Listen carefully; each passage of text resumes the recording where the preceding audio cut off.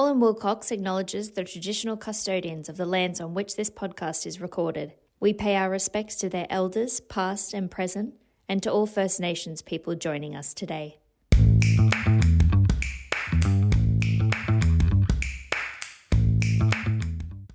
Hello and welcome everyone to the Self-insurers in Australia podcast. My name is Alorna Strong and I'm a partner at Hall & Wilcox and oversee our national self-insurance practice, and I'm delighted to be the host of our new podcast for self-insurers.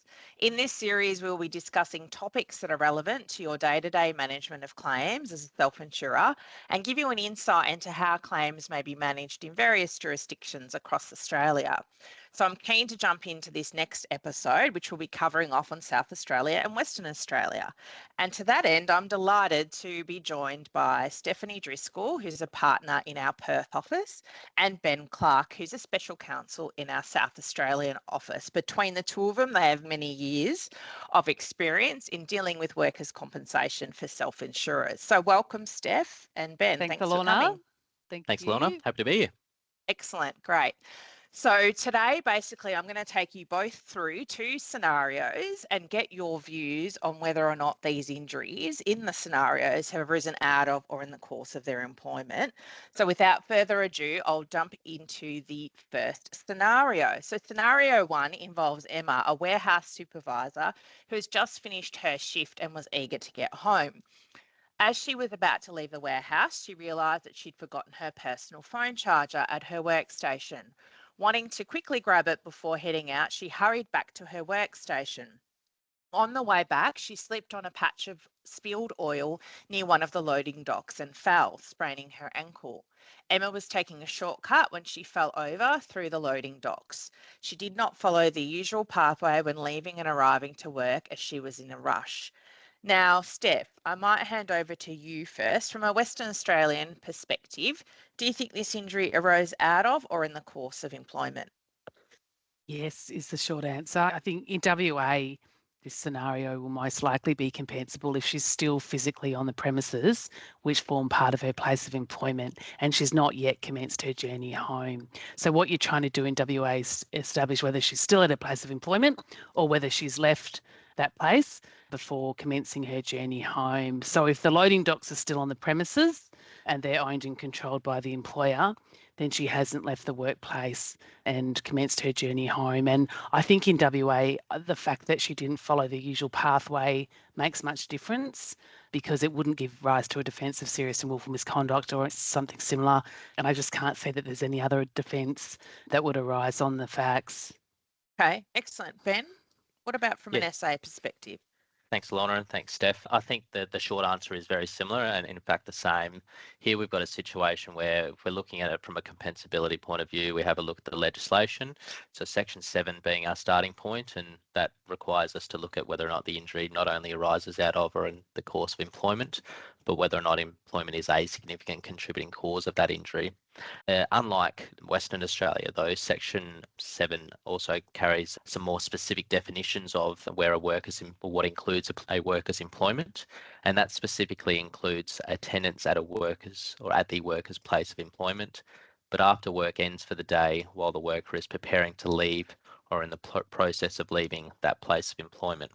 So if we take into account what the facts suggest here, we've got a situation where Emma had just finished her shift, but she hadn't yet left the warehouse.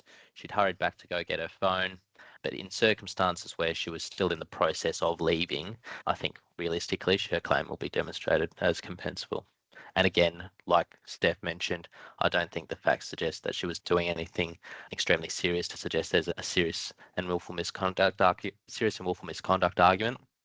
And at the end of the day, it's a no-fault jurisdiction. Yeah. So really, realistically, the fact that she was going back for a personal phone charger and the fact that she didn't follow the designated pathway are really red herrings from the perspective of Western Australia and South Australia. That's what I'm getting from the both of you. Would that be fair to say? Yeah, I think correct. that's right. Yeah. Point of view. Yeah, Okay, that's right, great. for WA as well. And there's a lot of interesting car park cases talking about where your employment begins and ends, which we can run through if we have time. But Yeah, I funny imagine you they've mentioned probably that. been That's a covered. scenario Yeah, okay. I'm Oh, gonna put to you. interesting. Yeah, okay. Can I just Yeah. ask a question though of both of you? Maybe Ben, Mm. you might want to answer this one first from an SA perspective. What happens, and you've both talked about the fact that she was on her premises and still at employment. What happens in this scenario though if Emma jumps in her car, leaves the premises, is driving home or driving wherever, and then realizes that she's left something at work that she wants to get, and she turns back, does a U-turn or whatever the case may be, and heads back to employment, and it's when she's heading back into that office or the warehouse she falls over. Do you think that's compensable? Does that make a difference, Ben? I think we still have to refer back to that definition of a worker's employment. So here, just to reinforce that, it talks about whether a worker is in the process of leaving or preparing to leave. So given the circumstances of where the worker has already left and has then made the return, I think that would be a distinguishing feature to suggest that the claim isn't compensable, certainly at least arguable. Yeah, Steph, from a WA the perspective. legislation's quite different here. We don't have those words here. So really, we're just distinguishing between whether they're at their place of work or whether they've left. For a scenario as simple as this, there may be things that they're doing on that journey, for example, which bring it back into the course of the employment. But I think in this case, I think it might be because she's coming back for a personal phone charger, may not be compensable. But if she was coming back for a laptop, to clarify. Once she's left the workplace, and I think there's probably still some questions you have to ask in terms of determining whether she was at her place of employment in the first instance. So was that loading dock public or private? Was it owned and controlled by the employer? Was it part of her usual place of work? Assuming she is in the course of her employment initially, once she's left that place of employment, she's commenced her journey home. And then I think if she circles back, once she's left that workplace, then I think you have to go the cases, which will tell you that you have to figure out whether she was doing something which was incidental to her employment when she comes back. And I think in this case that you'd have to delve into whether she needed it, why she needed it, what it was for. Yeah. Was it a work phone? All those kinds of questions. Yeah. Correct. So it might be that. Yeah, personal charger for a work phone. Yes, she might fall over either side. So perhaps it might not be compensable if it was not incidental to work. So she's just grabbing a phone charger that she needs for home. But if she was coming back to grab a laptop and she was working from home the next day, then that might cause Emma's claim to fall on the side of compensability. But it's interesting in terms of that fact scenario, it could change the outcome of whether or not that claim should be accepted or rejected. I'll just go into the second scenario because I think we've covered off on that. In terms of the second scenario, I'll put this one to you. So we've got Adam, who was employed by a security guard with Secure Corp on a part-time basis. Depending on the number of shifts he was allocated, he would work roughly 10 to 20 hours per week. On the 28th of May 2023, he was rostered to work as a security guard at the MCG, so the Melbourne Cricket Ground, which I'm pretty sure everyone is aware of and understands what that is. And the Adam had received an email from his employer regarding what gates were opened and how what should be accessed to attend work. Adam was driven to work by a co-worker who parked in a Yarra car park outside of the MCG, and they entered through gate 7. Whilst walking through the car park to the MCG to commence work, Adam slipped over and injured his left knee. Adam proceeded to lodge a claim for compensation, alleging that he slipped and injured his left leg and knee in the MCG car park near Gate 7 on the 28th of May 2023 at 11 a.m. He also suffered a psychological condition. Now, Steph, I might start with you first. From a Western Australian perspective, in this scenario, and whatever the sporting ground might be in Western Australia, do you think this injury arose out of or in the course of employment? The short answer is no. And that's again because a personal injury by accident, it's not going to be compensable if it occurs during a journey between home and work.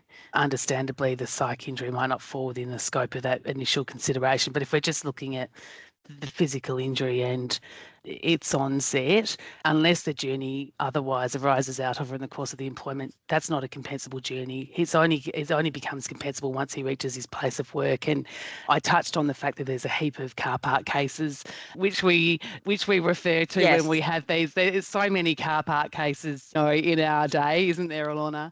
Yeah, there is. I might change the scenario a bit later on, but I might touch. Do you want me to run through a case or two, or do you want to just? So, well, look, I think in cases where a worker's injured close to or on the employer's premises immediately before or after they're due to commence work, you really have to discern the point at which they commence their employment. So where the place of employment begins. And a good car park case is the case of Stathopoulos and Comcare. So although it's Commonwealth legislation, these cases do have quite a lot of application to our statutory workers' compensation state-based cases. So in this case, the worker was employed by the Department of Human Services and was injured when she fell while walking from her car in a car park connected to the building where she worked. So there's a car park and there's a building. She's walking from her car to the building. She carried out her duties at a Centrelink office, which was located in a two-storey building. They leased areas on both floors and it covered all areas of the floors other than the common areas of the building. The car park was under the building and you had to access the car park using a lift or stairs, but significantly a security pass was required in that situation to either enter the stairway or the lift. And there was signage outside the car park saying this is a private car park. So the employer also had exclusive rights to 20 car bay parks under its lease, and the worker was parked in the same car park, but not parked in one of those 20 exclusive bays. So while the building owner could have exercised its right to use the other bays, it didn't. And so they'd created a roster for all relevant or available staff to use the car bays. And the tribunal really looked at the cases and discussed earlier cases, noting that the use of the word place when you're examining the expressions place of work or place of residence really connotes a defined area. And I think that's why we really look at where the place of work begins or ends. And normally the whole area of a workplace or residence is going to be regarded as being, the place of work or their residence. So it's the area over which the employer has the ownership or they're the legal occupier of. So that's why we're really looking at where the workplace begins and ends. Here, the employer took responsibility for the management of the car park. The worker was in the car park and in a bay that the employer had specifically permitted her to be in. Had she not been rostered to use that car bay, she wouldn't have been there. In other words, she was only in the car park because she was an employee of DHS and permitted to be there. And so they found her injury was compensable and her presence in the car park was incidental to her employment. Now, I could go on and on about car park cases. There's Telstra and Bowden. We've got a few numerous in Victoria as well. There's heaps of them. You've got some good cases. So what we deduce from that, Steph, is that in our scenario, because the car park wasn't owned or operated, correct, you've got no journey claims in Western Australia, right? So WA, and the worker could have perhaps gotten to work via public transport, an Uber, 100 different ways. No special pass for him to get in and out of that car park is so you've got to look at the facts and really deduce, was he directed by the employer to go there? Was the parking paid for him? Did they control the car park? All of those sorts of things. So it looks as though in the scenario that I read, it wouldn't be compensable, but had that car park been owned and operated perhaps by the MCG and he was given a pass and there was a designated spot there for him to park, that this would have then probably became a compensable injury from a Western Australian perspective. Okay. All right, Ben, what about you in that scenario? So would that change things in South Australia? Yeah, I guess unlike Western Australia, there are journey provisions. So that's captured under Section 7 of the Act as well. But I think that the facts also present the first issue in relation to whether or not the injury which occurred in the car park, as we've noted, constitute the worker's place of employment. So I think there's two issues. So the starting point there is, of course, the legislation. So Section 7, subsection 5 refers to, I guess, the definition of what a worker's employment is including, and that does include a worker's place of employment on a working day, but before the day's work begins, in order to prepare or be ready for work.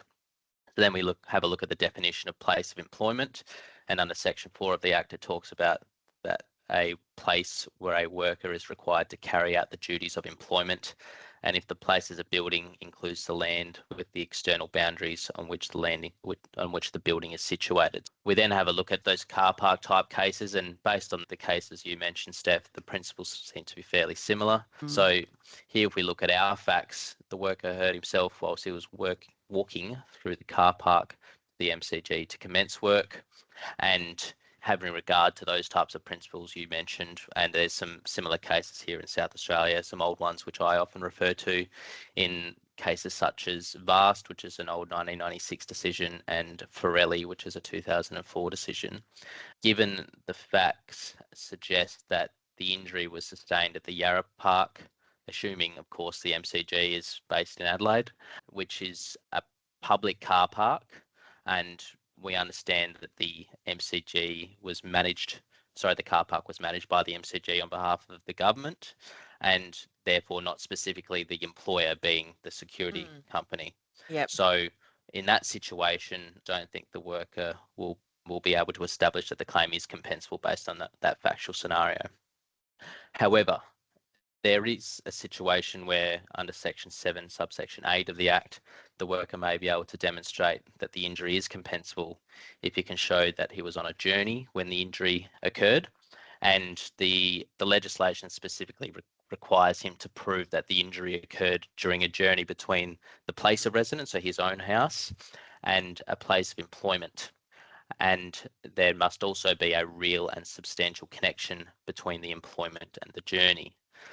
And interestingly, that section then goes on to specifically state that the fact that a worker has an accident in the course of a journey to or from work does not in and of itself establish a sufficient connection between the accident and the employment. So then we have to think about what case law is there that has discussed these types of issues. And there's one decision of Thielen, which is a 2021 decision, and that talks about I guess where the emphasis of this real and substantial connection test is, and talks about that it's a more stringent test compared to the previous legislation, and requires there to be a finding of a real and substantial connection between the employment and the accident. So more than your typical sort of but-for test. But I think those considerations and the fact that the worker was at the car park for the purposes of carrying out his duties of employment are going to be relevant considerations, in addition to the fact that he was given some information from the employer in relation to what gates were open and the like, may suggest that the claim should be compensable on the basis of being a journey provision, but there is probably more information we require to be able to fully substantiate that. And can I ask, Ben, so if the employer had said to Adam, you've got to park in this car park, you've got to take these steps, we'll pay for it, show this pass, would that then assist with from a journey perspective, or from just a simple arising out of or in the course of employment perspective under your legislation? I certainly think it would. I think it comes back to those principles around whether or not a worker was directed, encouraged or induced to be at that place. And there is in fact a semi-recent decision of James, which was a full bench decision, where the full bench had held that what was required in this context was that the employee's encouragement or inducement, whether that be express or implied, leads to the worker performing an activity or being at a place. So I think if we have regard to that test, I think by virtue of establishing those facts which encourage or induce the worker, then I think the worker will have more than likely be successful in the claim. Thanks for that, Ben. Now, in terms of if this claim was placed on your desk and you were asked to defend the claim, what sort of evidence or material do you think would assist in defending the matter, Steph? So I think, look, it seems to me to be a pretty clear case for WA, but I would just be wanting to confirm where the employment began and end, what their usual working area was, just to make sure he wasn't going to start working immediately in the car park as well. Whether that was part of the area of work seems unlikely, but I'd be asking for a copy of the employment contract and probably the position description, details of remuneration, which you'd be asking for anyway to see what kind of remuneration there was for parking. But also in this particular scenario, even though in WA I've said it's pretty clear that he hasn't yet arrived at his place of employment, there is this scenario or this peculiarity in the scenario you've presented, which is that there's co-workers travelling together. I'd probably just want to check whether the co-worker was driving a company car and whether they'd been directed to pick up the worker on the way to the MCG, as that might actually give it the requisite employment connection. So that's the sort of evidence Yeah, they're I'd good be points, asking actually. for. Yeah.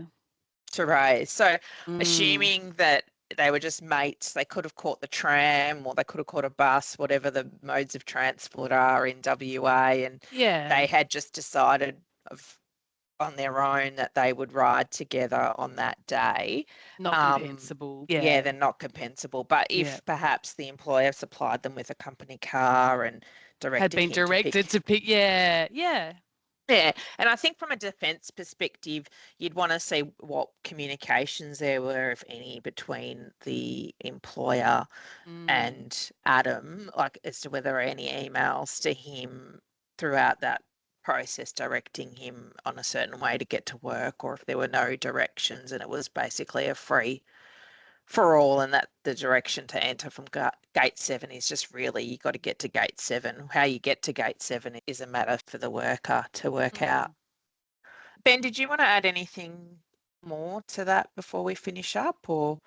Perhaps just one point, particularly in the context of journey claims, I'd probably just want to know more about the actual journey, where the worker lived in comparison to the co-worker, what the actual journey was to and from the place of residence to the place of employment or alleged place of employment, because the Act does talk about the fact that for a journey claim, there needs to be a reasonably direct route. Whilst there can be deviations and the like, it needs to be the most reasonably direct route. Trying to get a little bit more information about the factual matrix in that regard would be useful. Okay, excellent. Thank you both for your time. I appreciate it. I think it was a great session.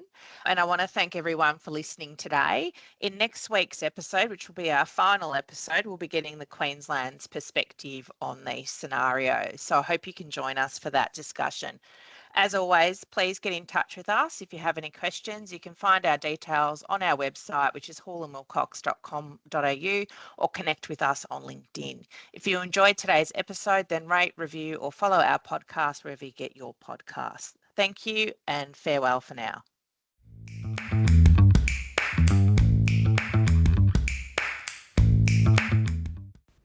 This podcast is not legal advice and should not be relied upon as such. You should always obtain legal advice about your specific circumstances.